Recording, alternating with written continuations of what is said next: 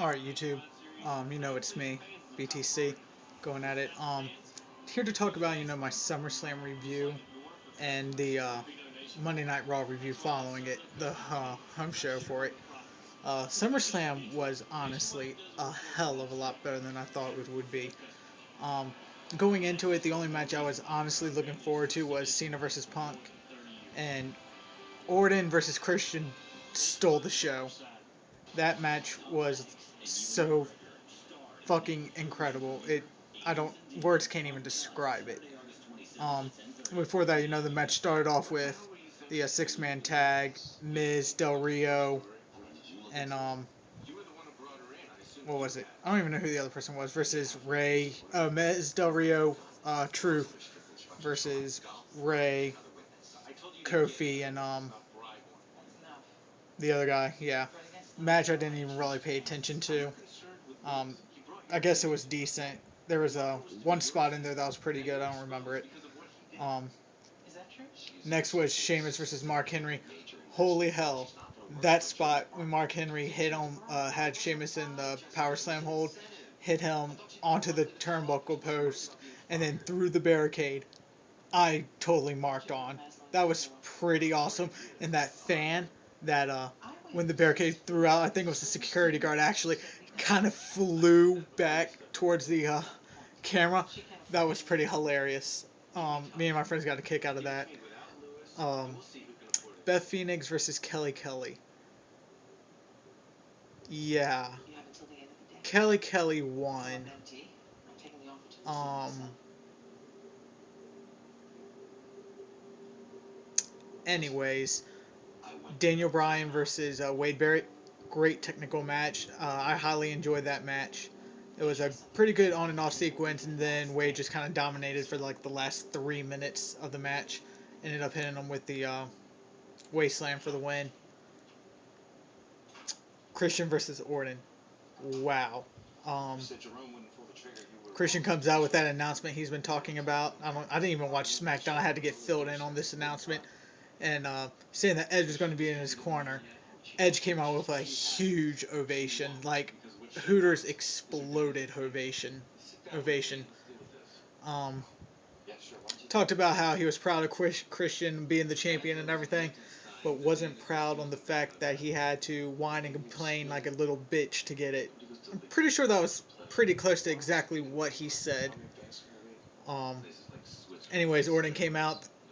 Edge went to the back. Orton came out. They started the match. Match was good from the beginning. It was very technical, very high profiled. Um, there was a few good spots in there. Orton hit an RKO through the table. Christian hit the Unprettier after reversing an RKO. That was pretty sweet.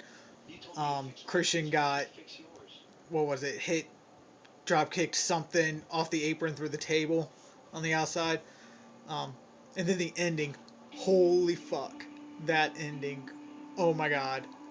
Like, I know it wasn't even that great of an ending, but I flipped for that. What it was Orton was going for, I think it was, he was setting up for an RKO, and Christian just randomly hit him with a kendo stick out of nowhere. And I was like, oh, that's pretty sweet. He jumps on the turnbuckle, on the second rope, does like a flying cross body backwards, and gets caught onto an RKO and hits the steel steps. Damn. I mean, wow. That was insane, that whole concept. I was marking out for a good minute or two afterwards about that. Um, yeah, by the way, this was a total mark out pay-per-view for me.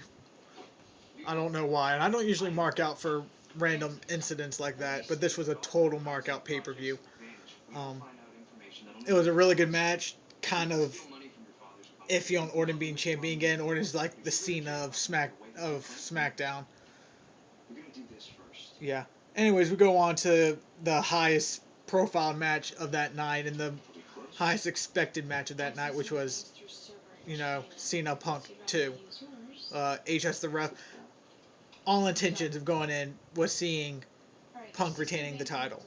I didn't care if it was by DQ. I saw it by DQ. I saw it by. I didn't see it by countout.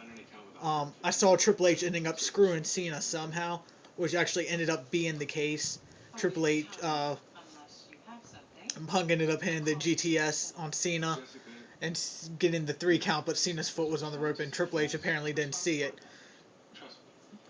At that time, I wasn't expecting that the match was going to be over. I was like, there's still a good 10 minutes left on the card. I'm like, I'm not going to say anything until I see that logo saying, the copyright thing for that. Light's going out. Yeah, Triple H actually, shook Punk's hand, raised his arm. What ended up happening, Triple H started to walk to the back. Punk gets on the turnbuckle to celebrate. And, they just kind of show an angle, and fucking Kevin Nash was there. What the fuck? I was like, dude, I marked. I marked like a little kid.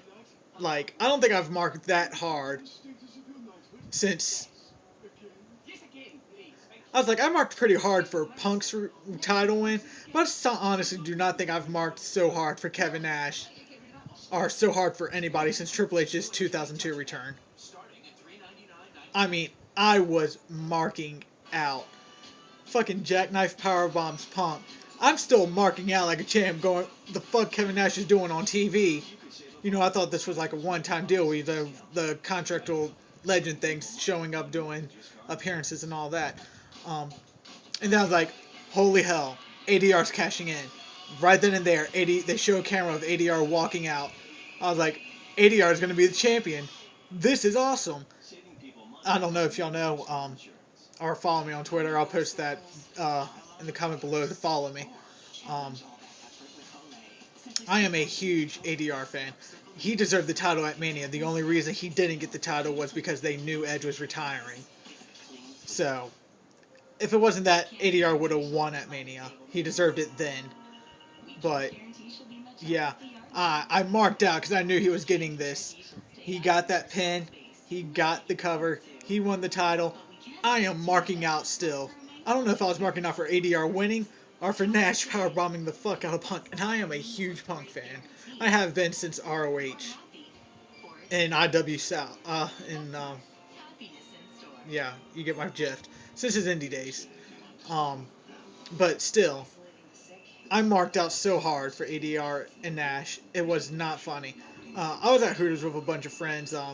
One of my boys, one of my friends, the Real Classic. I'll put his comment down, his channel down below, so you can check him out too. He was going to meet up with us, but he decided to go to another Hooters with a friend of his. It's all cool, but that was an awesome night. I love going to Hooters for stuff like that. If you don't ever go to a blast area for a pay-per-view, I highly recommend checking it out. They're fun, especially when you have the kids that are huge face bitches and face marks. Like, there's this one at the Hooters I usually go to that I swear he marks out for everything. He does the whole Kofi hand slap thing when Kofi comes out. Cena comes out, he's like, "Oh, you can't see me," and it's so funny. He's so hilarious. And every time I go in there, I'd be wearing a Punk shirt, and he would look at me strange and be like, "Oh, Punk sucks, blah, blah, blah." And I heard from a friend of mine that was there that he was cheering for Punk. And I was like, yeah, the world is over. This guy's the biggest face bitch ever. But, it's all good. He's a kid. He's like 13, but he's hilarious. Yeah. I'm actually, going to be updating this wrestling channel I'm getting ready to create that you'll see. I guess it'll be uploaded here. It's going to have a link to my video game channel and reviews. It's going to be reviews of everything, wrestling related. I'm going to end up doing a theme for the entrance of the show and all that. I won't even call this a show. This is me venting and expressing my views and opinions. But I plan on doing this a lot more, especially with bigness. I am so attached to this whole Nash story. I don't know. You'll be seeing me talking about this in every update I get. I don't know. I am ready for this. But I'm gonna go ahead and get off here. It's like midnight. I'm gonna do some work, finish packing, and I will hit y'all back up later. BTC out. I just definitely stole that from Real Classic. Sorry, did not mean to. But yeah, BTC getting out of here.